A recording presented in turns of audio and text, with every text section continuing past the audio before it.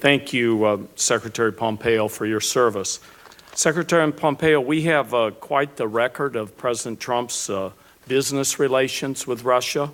Extensive reporting and public records show a large amount of money from former Soviet states and Russia into Trump projects.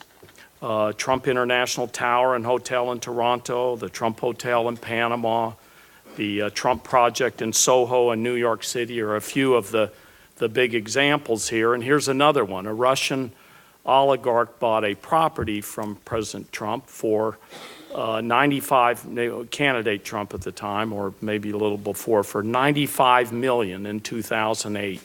Less than 4 years after President Trump paid $41 million.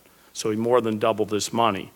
Donald Trump Jr. in 2008 stated at a real estate conference in New York, and I quote here, "Russians make up a pretty disproportionate cross-section of a lot of our assets," end quote.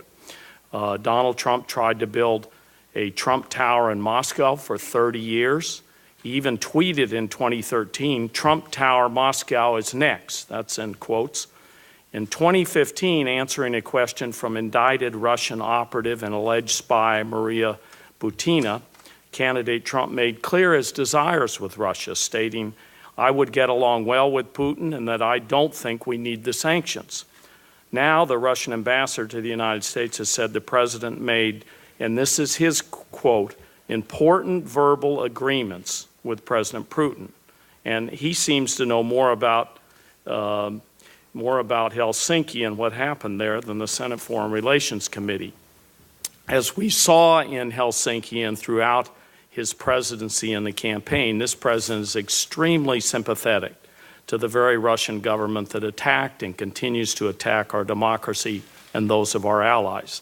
It's a fact of political life today that many Americans are concerned about the unthinkable, that a U.S. president could have a compromising relationship with a foreign power. The president could clear this all up in 3 simple ways: releasing his tax returns and those of the Trump Organization and the taxes from the various family businesses, some of which we don't even know about. After Helsinki, do you think that the American people deserve to know what's in President Trump's tax returns and business interests that are intertwined with Russia? Senator, I'm going to try to stay out of the same political circus that you and I ended up in last time I was sitting here, and simply respond by saying this same president with which you seem to express such deep concern is engaged in a massive defense buildup which threatens Vladimir Putin's regime. He instructed us to put together a nuclear posture review that has set Vladimir Putin on his ear because of its robustness and the recapitalization of our nuclear program. He's kicked out 60 spies. We banned Kaspersky. Yeah, we put $11 billion in the European Defense Mr. Secretary, you've already No, Senator, actually, I haven't even begun to scratch the surface. But you haven't answered my question, so let me try it a little different way. Wouldn't you want to know, as Secretary of State, I mean, I'm taking you in your sincerity here as Secretary of State, whether all these Russian financial interests, oligarchs, and others are part of the decision-making of the president? I mean, wouldn't you want that out in the open and to understand what went on at Helsinki? It's an easy kind of yes or no question. Senator, I don't need second-hand understandings of what President Trump is instructing his administration to do to push back against Russia. I have first-hand understandings and directives. Well, let me ask the question a little bit differently. We've opposed here. Nord Stream 2.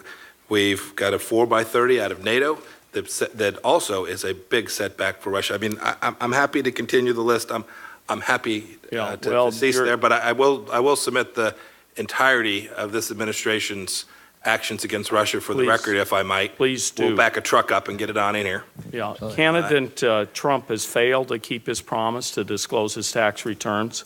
Every presidential candidate since Richard Nixon has disclosed. Jimmy Carter even sold his peanut farm to avoid a conflict of interest. The situation with President Trump's potential foreign policy conflicts of interest is unprecedented and unacceptable.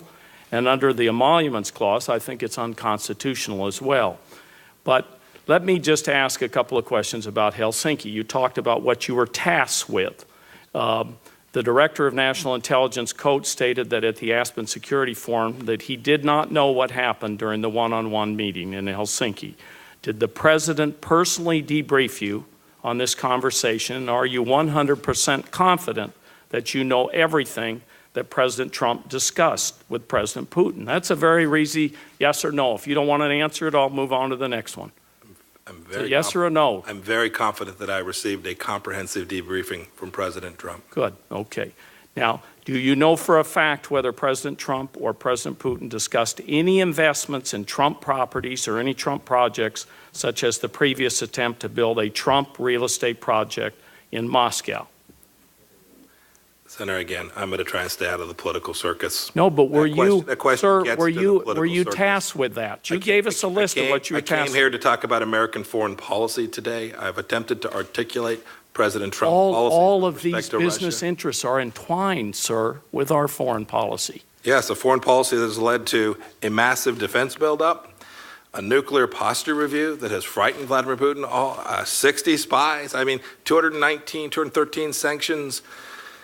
Let me also ask you about an additional question on Helsinki. When I was a member of Congress, I tried desperately to get President Obama to do one of those things, and it When was unsuccessful. President Trump hosted top Russian officials at the White House last year, he bragged about how he had fired James Comey.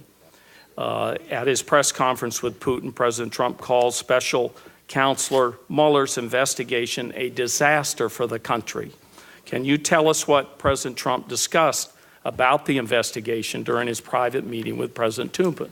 I'm not going to talk about private. Well, were you tasked with anything in that respect? Senator, when I'm tasked about something for American foreign policy, I promise you this committee will know. Okay, and you weren't tasked with anything there? Senator, when I'm tasked with something by the President relates to foreign policy, I assure you that this committee will be made aware of it. Yeah. Thank you very much.